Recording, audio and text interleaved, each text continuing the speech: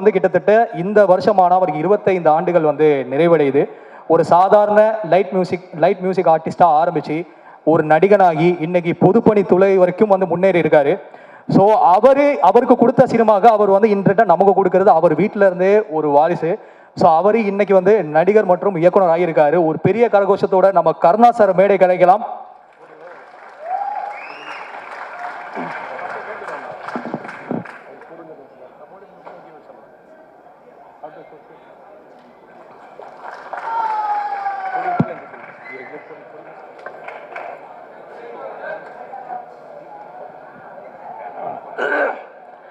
எல்லாம் நல்லா இருக்கீங்களா? ரொம்ப நன்றி. உங்கள் எல்லாரையும் இந்த தேட்டரில் அது ஒரு நல்ல நிகழ்வில் சந்திக்கிறது ரொம்ப மகிழ்ச்சி. முதல்ல நான் வந்து வெற்றிமாறனுக்கும் தனுஷ் சாருக்கும் தான் நான் நன்றி சொல்லணும். அது எல்லாருக்கும் அமையுமான்னு தெரியல. அவனை ஒரு நடிகனாக அடையாளப்படுத்திய வெற்றிமாறனும் அவனுக்குள்ள ஒரு திறமை இருக்கிறங்கிறத கண்டுபிடிச்சி நீ டைரக்ஷன் கற்றுக்க, என் கூட இருந்து வேலையை கற்றுக்கன்னு சொல்லி அவனை ஒரு புள்ள மாதிரி கூடவே வச்சிருந்து அவனுக்கு இயக்கத்தை கற்றுக் கொடுத்த தனுஷ், ரெண்டு பேரும் இந்த இடத்துல ஒன்றா இருந்து அவனுக்கு இப்படி ஒரு நிகழ்ச்சி நடத்துறதுங்கிறது இது எத்தனை பேருக்கு அமையும் அப்படின்னு எனக்கு தெரியல. முதல்ல என் வாழ்நாள் நன்றியை அவங்க ரெண்டு பேருக்கு நான் தெரிவிச்சுக்கிறேன். நான் இதே தனுஷை வந்து திருடா திருடியில் தான் முதல் நான் சந்தித்தேன். அப்போ அவருக்கு ஒரு 18 வயசு இருக்கும், 18 வயசு 19 வயசு தான் இருக்கும். இன்றைக்கி நான் அவரை எப்படி நம்ம எல்லாம் பார்க்குறோம் அப்படிங்கிறது இருக்குது. அன்னைக்கு இதே தனுஷ் அன்னைக்கு இருந்த சூழ்நிலையில் அன்னைக்கு காதல் கொண்டேன் படம் ரிலீஸ் ஆகலை. ஆனால் காதல் கொண்டனுடைய பர்ஃபார்மன்ஸை பார்த்துட்டு நான் அவங்க அண்ணன் டைரக்டர்கிட்ட ஃபோன் பண்ணேன். நீங்கள் ஒரு இந்திய சினிமாவுக்கு, தமிழ் சினிமாவுக்கு ஒரு மிகச்சிறந்த நடிகனை கொடுத்துருக்குறீங்கன்னு தான் நான் சொன்னேன். இதை வந்து காதல் கொண்டேன்ல சொன்னேன். ஆனால் இன்னைக்கு இந்த சின்ன வயசில் இந்தியாவிலேயே 2 நேஷனல் அவார்டு வாங்கின ஒரு நடிகர்னா அது வந்து தனுஷ் மட்டும்தான். ஆனால் அன்னைக்கு வந்து அவருக்கு வந்து நிறையா மன வருத்தங்கள் இருந்துச்சு. ஏன்னா அன்னைக்கு இருந்த மீடியாக்கள், அன்னைக்கு இருந்த பத்திரிகைகள்லாம் வந்து இவரெல்லாம் எதுக்கு நடிக்க வந்தாருன்னா நிறைய கேலிகள் பேச்சுகள்லாம் பேசினாங்க. ஆனால் அன்னைக்கு நான் சொன்னேன், இதே மாதிரி சில நடிகர்கள், குறிப்பாக விஜய் போன்ற நடிகர்கள் கூட சொல்லியிருக்காங்க இந்த பத்திரிகைகள். ஆனால் அவங்களோட அட்டைப்படம் நம்ம பத்திரிகையில் வராதாங்கிற காத்துக்கிட்டு இருக்கிற காலங்கள் இன்றைக்கி நடந்துக்கிட்டு இருக்கு. இதே சூழல் நிச்சயமாக உங்களுக்கும் வரும் அப்படின்னு நான் இன்னைக்கு நம்பினேன். அவர் மேலே இருந்த அந்த திறமையின் மேலே இருந்த நம்பிக்கையில்.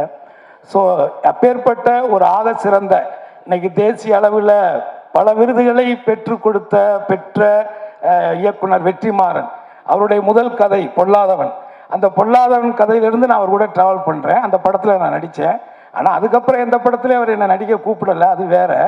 பட் இருந்தாலும் அந்த படத்துலேருந்து நான் ட்ராவல் பண்ணியிருக்கேன். அந்த படம் அதுலேயும் குறிப்பாக வந்து அந்த படத்தில் தனுஷ் சார் வந்து அந்த உடம்பை வந்து அவர் 6 பேக் மாற்றி அதுக்கு எவ்வளோ எஃபர்ட்ஸ் போட்டு அந்த ஃபைட் சீன் பண்ணாருங்கிறது இருக்குது. ஸோ ஆக இந்த சினிமா அப்படிங்கிறது இங்கே சொன்ன மாதிரி நான் 12 வயசுலேருந்து மேடைகளில் மக்களை சந்திச்சுக்கிறேன். 12 வயசுலேருந்து என் வாழ்க்கை இதுதான். அவன் கென்னு சொல்கிற மாதிரி எனக்கு வந்து சினிமா தவிர வேறு எதுவுமே தெரியாது. இந்த அரசியல்லாம் வந்து திடீர்னு இடையில நடந்த விஷயங்கள் தான். பட் அது பிரச்சனை இல்லை. ஆனால் ஒரு அடிப்படையாக நான் வந்து ஒரு கலைஞன், சினிமாவில் சம்பாரித்து சினிமாவிலேயே படங்கள் எடுத்து டிஸ்ட்ரிபியூஷன் பண்ணி இப்படி ஒரு நடுத்தர வாழ்க்கையை தான் நான் வாழ்ந்துட்டுருக்கிறேன். ஆனால் நான் ஒன்றை மட்டும் முழுசாக நம்பினேன், சினிமாவுக்கு நாம் உண்மையாக இருந்தால் சினிமா ஒருபோதும் நம்மை கைவிடாது அப்படின்னு நான் நம்பினேன். அப்படி நான் வச்ச அந்த நம்பிக்கையினுடைய ஒரு நம்பிக்கை தான் என்னுடைய மகன் கென்னு நான் நினைக்கிறேன். அதே நேரத்தில் என்னுடைய மனைவிக்கு இந்த நேரத்தில் என்னுடைய நெஞ்சார்ந்த நன்றியை நான் தெரிவிச்சுக்கிறேன். ஸோ அவங்களுடைய வளர்ப்பு, அவங்களுடைய அனுசரிப்பு, அவங்களுடைய அந்த மோட்டிவேஷன், இது எல்லாம் சேர்ந்தது தான் கென்னு. ஆனால் நான் எப்போதும் நம்புறது வந்து ஒரு திருவள்ளுவருடைய குரல் தான். என்னுடைய சின்ன வயசுலேருந்தே தெய்வத்தால் ஆகாதெனினும் முயற்சி தன் மெய்வருத்த கூலி தரும் அப்படிங்கிற அந்த குரல். அந்த கடவுளே நம்ம கைவிட்டாலும் நம்முடைய உழைப்பும் நம்முடைய திறமையும் ஒருபோதும் நம்மளை கைவிடாது அப்படிங்கிறத காலம் முழுவதும் நீங்கள் மனசில் வச்சுக்கணும். அதே மாதிரி இந்த படத்தை எடுத்த தயாரிப்பாளர் கருப்பையா, அப்புறம் அந்த பையன் பிரணவ், அவர், அப்புறம் காளின்னு ஒரு பையன், 3 பேர் வந்தாங்க. அதில் ஒருத்தர் வெளியேறிட்டார். பட் அவங்க 2 பேர், அவங்க அம்மா எல்லாம் சேர்ந்து ஒரு புது பசங்க நீங்கள் இவங்க எப்படி பண்ணுவாங்க அப்படின்னு நம்ம இந்த 25 வருஷத்தில் நல்ல விஷயங்களை விட கசப்பான விஷயங்கள் தான் அதிகமாக சினிமாவில் கற்றுருக்கிறேன். அப்போது நான் அவங்களை நம்பிக்கை இல்லாமல் நான் யோசிக்கும் பொழுது அந்த பசங்க ரொம்ப கேஷுவலாக இல்லை அங்கிள் நான் பண்ணிடுவோம் அங்கிள் அப்படி மாதிரி சொன்னாங்க. ஆனால் நான் ஒன்றை மட்டும் சொல்கிறேன், ஒரு 100 படம் எடுத்த கம்பெனி கூட இந்த அளவுக்கு சிறப்பாக ஒரு படத்தை எடுக்க முடியாது. அந்த அளவுக்கு இந்த சின்ன வயசில் ரொம்ப அனுபவமாக ரொம்ப நேர்த்தியாக உண்மையாக அவங்க ஒர்க் பண்ணியிருக்காங்க. அதே நேரத்தில் நான் இன்னொன்று சொல்லிடுறேன், இந்த 25 வருஷத்தில் நான் இந்த சினிமாவில் யாருக்கிட்டையும் நான் எதுக்காகவும் போய் நின்னதில்லை. ஒருவேளை இந்த படங்கள் வெளியிட்டது பண்ணது இந்த டிஸ்ட்ரிபியூட்டர்கள்ட்ட வேணால் போய் நின்றுருப்பேன். அதை தாண்டி நான் வேறு யார்கிட்டையும் போய் வாய்ப்புக்கோ அதுக்கெல்லாம் போய் நின்னதில்லை. முதல்ல வாய்ப்பு நம்ம கேட்கிட்டோம்னாலே ஒரு நடிகன் வந்து வாஷ் அவுட்டு தான். அது திறமையின் அடிப்படையில் இந்த கேரக்டர் பண்ணால் நல்லா இருக்கும்னு வந்தால் தான் உண்டு. ஏன்னா நான் அதிகமாக நடித்த படங்களில் ஹீரோக்கள்லேயே வந்து நான் அதிகமாக நடித்தது தனுஷ் கூட தான். நிறையா படங்கள் நான் தனுஷ் கூட மட்டும்தான் நடித்தேன். ஆனால் அவர் கூட நான் நடித்த 16 வருஷம் ஆயிடுச்சு. அதுக்கப்புறம் இப்போ நான் கரையில் நடிச்சிருக்கேன். அந்த கரையில் அவருக்கு அவார்டு கிடைச்சிச்சுன்னா எனக்கும் கொடுத்தாகணும், இல்லைன்னா நான் சென்ட்ரல் கவர்மெண்ட் மேலே வெறுப்பாயிருவேன். ஏன்னா நான் அதை பிஜேபியை திட்டுறேங்கிட்டுன்னு சொல்லி கொடுக்காமலாம் அவாய்ட் பண்ணிடக்கூடாது, கொடுத்தே ஆகணும். அந்த விதத்தில் நான் யாருக்கிட்டையுமே பெருசாக எதுக்கும் போய் நின்னதில்லை. ஆனால் என் லைஃப்பில் ஃபஸ்ட் டைமாக இவன் நடிக்கணும்னு முடிவெடுத்ததுக்கு பிறகு நான் வந்து இதுக்கு ஒரு லவ் படம், லவ் சாங்ஸ், நல்ல சாங்ஸ் வேணும் அப்படிங்கிற பொழுது நான் நேரடியாக ஜீவியை ஒரு ஷூட்டிங்கில் தான் போய் பார்த்து இது மாதிரி என் பையனை வச்சு பண்ணுறேன் தம்பி, நீங்கள் தான் பண்ணி கொடுக்கணும் அப்படின்னு நான் கேட்டேன். எனக்கு என்ன சம்பளம் கொடுப்பீங்கன்னு அவர் கேட்கல. இன்றைக்கி நீங்கள் என்ன சம்பளம் வாங்குறீங்கன்னு எனக்கு தெரியும், ஆனால் நிச்சயமாக என்னால் அதை கொடுக்க முடியாது. ஆனால் ஏதாவது நான் என்னாவது பண்ணுறேன் அப்படின்னு சொல்லும் பொழுது அதெல்லாம் ஒன்றும் வேண்டாம், உங்களுக்காக கென்னுக்காக நான் இந்த படம் ஃப்ரீயாக பண்ணுறேன் அப்படின்னு இந்த 25 வருஷத்தில் எனக்கு இந்த சினிமாவில் இந்த ஒரு வார்த்தை, இன்னைக்கு எப்படி பார்த்தாலும் அவர் பண்ணுற படங்கள் இப்போ தனுஷார் கூடலாம் இப்போ படம் பண்ணிக்கிட்டு இருக்காங்க. அந்த படங்கள் அவர் என்ன சம்பளம் வாங்குறாருன்னு தெரியும். நம்ம சொன்னால் ஐடி பிரச்சனை வந்துடும், அதனால் நம்ம சொல்லக்கூடாது. பட் இருந்தாலும் இது வந்து ஒரு வாழ்நாளில் நம்ம வந்து அவருக்கு நன்றியோடு இருக்கணும்.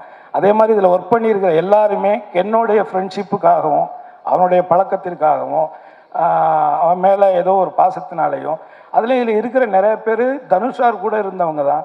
ஸோ அவங்க எல்லாருமே தனுஷார் மூலமாக தான் இவனுக்கு அவங்களெல்லாம் தெரியும். இப்படி எல்லாருமே சேர்ந்து இதில் வந்து அவனுக்கு ஒரு சப்போர்ட்டாக இருந்திருக்கிறீங்க. இதில் ஒர்க் பண்ண ஒரு லைட்மேன்லேருந்து ஒரு ஆர்ட் டைரக்டர் அசிஸ்டன்ட்லேருந்து ஒரு ப்ரொடக்ஷனில் பாத்திரங்கள் ஒரு அம்மாவிலேருந்து அத்தனை பேருக்கும் என்னுடைய குடும்பத்தின் சார்பாக என் சார்பாக நான் நன்றியை தெரிவிச்சுக்கிறேன். அதே நேரத்தில் இந்த படத்தில் முக்கியமான ஒரு கதாநாயகன் இந்த படத்தினுடைய கேமராமேன்.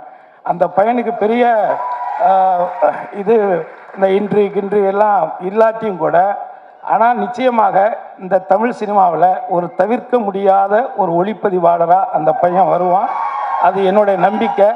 ஸோ இதில் எல்லாருக்கும் அதாவது கருப்பையா குடும்பத்தார், பிரணவ்னா அவங்க அம்மா அவங்க குடும்பத்தார், அவனுடைய வருங்கால மனைவி, இப்படி எல்லாருக்கும் பத்திரிகையாளர்கள் இங்கே கலந்துக்கிட்டு, அதே மாதிரி இந்த படத்தில் கென்னோடைய ஃப்ரெண்ட்ஸு இவங்க தான் கிட்டத்தட்ட 2 வருஷம் இவங்க பண்ண டார்ச்சரை தாங்கின என் பொண்டாட்டிக்கு தான் எந்த அவார்டு வந்தாலும் நீங்கள் கொடுக்கணும். 2 வருஷம், ஒரு நாள் 2 நாள் கிடையாது. கதை எழுதுகிறேன், பாட்டு எழுதுகிறேன், கம்போஸ் பண்ணுறேன்னு. நம்ம வீடே வந்து ஒரு மினி ரெஸ்டாரண்ட் மாதிரி தான் இருக்கும் எப்போதுமே. 10 பேர் 15 பேர் சமைச்சு போட்டு தான் அவன் இவ்வளோ ஒல்லியாக இருக்கா. என் ஒய்ஃப் ஆக்சுவலி இதை விட ரொம்ப நல்லா குண்டாக இருந்தா. இவ்வளோ இழைச்சி போனதுக்கு காரணமே என்னென்னா இவங்க பண்ண டார்ச்சர் 2 வருஷம். பட் அவங்க எல்லாருமே இங்கே வந்திருக்காங்க. எல்லாருக்கும் என்னுடைய வாழ்த்துக்கள். சினிமா உங்கள் அம்மா எங்கள் அம்மா இல்லை, இது சினிமா. இதை மட்டும் மனசில் வச்சுக்கோங்க. அதுக்கு என்ன இருந்தாலும் அதுதான். எதையுமே தலையில் ஏற்றிக்காதீங்க. இன்றைக்கி நீங்கள் இயக்குனர் ஆனது உங்களுக்கு தவிர்க்க முடியாத ஒரு சூழல், அவ்வளோதான். ஆனால் அதை கற்றுக்கன்னு சொன்னது தனுஷ் தான், அதில் ஒன்றும் மாற்றுக்கிறதே கிடையாது. உன்னை அவர் ஏன்னா அவர் உன்னை செலக்ட் பண்ணுறாருன்னா அவ்வளோ ஈஸியாக ஒரு விஷயத்தை செலக்ட் பண்ண மாட்டார். அப்படி செலக்ட் பண்ண ஆட்கள் யாருமே இந்த சினிமாவில் தோக்கவும் கிடையாது. எல்லாமே ஒரு பெரிய இடத்துல தான் இருக்காங்க. நான் பேரெல்லாம் சொல்ல விரும்பலை. ஆனால் அந்த அந்த அந்த ஜட்ஜ்மெண்ட் அவர்கிட்ட இருக்குது. அதுவும் போக நான் எத்தனை வருஷம் கழித்து பார்த்துட்டு நான் கென்னுக்கிட்ட கூட சொன்னேன், எப்போ நான் பார்த்தேன், எத்தனை வருஷம் ஆச்சு, இத்தனை வருஷத்தில் இன்னமும் சினிமாவை தவிர வேறு எந்த சிந்தனையுமே இல்லாத ஒரு நடிகன் தனுஷுங்க. இதுக்கு மேலே நான் எதுவும் சொல்ல விரும்பலை. பட் ஆகவே உங்கள் எல்லாருக்குமே என்னுடைய நன்றி. நான் நிறைய நேரத்தை எடுத்துக்கிட்டேன்னு நினைக்கிறேன். எனிவே ஒரு வள்ளுவருடைய ஒரு குறள் இருக்குது, அது ஈன்ற பொழுதில் பெரிதுவக்கும் தன் மகனை சான்றோன் என கேட்ட தாய் அப்படின்னு ஒரு வள்ளுவருடைய குறள். இதை விட என்னுடைய மனைவிக்கு ஒரு பெரிய சந்தோஷத்தை அவனோட பிள்ளையாக அவன் கொடுக்க முடியாதுன்னு நான் நினைக்கிறேன்.